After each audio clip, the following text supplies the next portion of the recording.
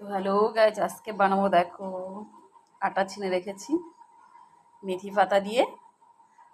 আর এই যে আলু আলু সিদ্ধ করে নিয়েছি, ধনে পাতা, ধনের গুঁড়া, শুকনো লঙ্কা গুঁড়া আর পেঁয়াজ আর একটু জিরার গুঁড়া দিয়েছি। এটা মাখিয়ে নেব, এটাকে বানাবো আলুর পরোটা, ঠিক আছে?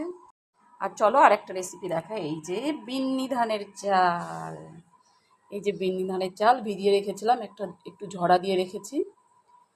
বিন্নি ধানের চালটা বানাবো। আর তার সাথে হবে বেগুন ভাজা। দেখো, আমি এগুলো সব সুন্দর করে হলুদ লবণ দিয়ে মাখিয়ে নিয়েছি।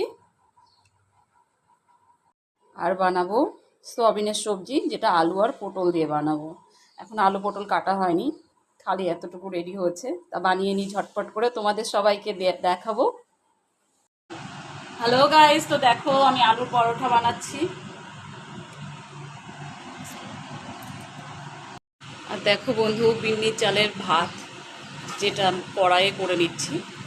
এটা জল দিয়ে করতে হয় না, ভিজিয়ে রেখেছিলাম, এখন এটা জল ছিটা দিয়ে ঢাকিয়ে ঢাকিয়ে এটা করে নিচ্ছি।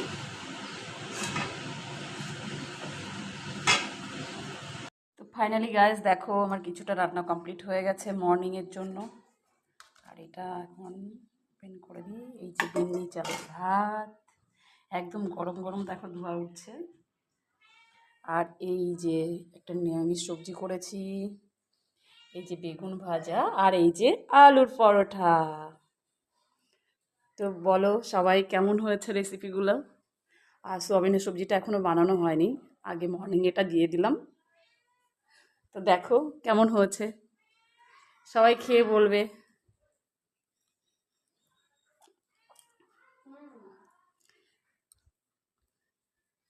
এটা বিন্নি চালের ভাত করেছি, এটা আলুর পরোটা করেছি।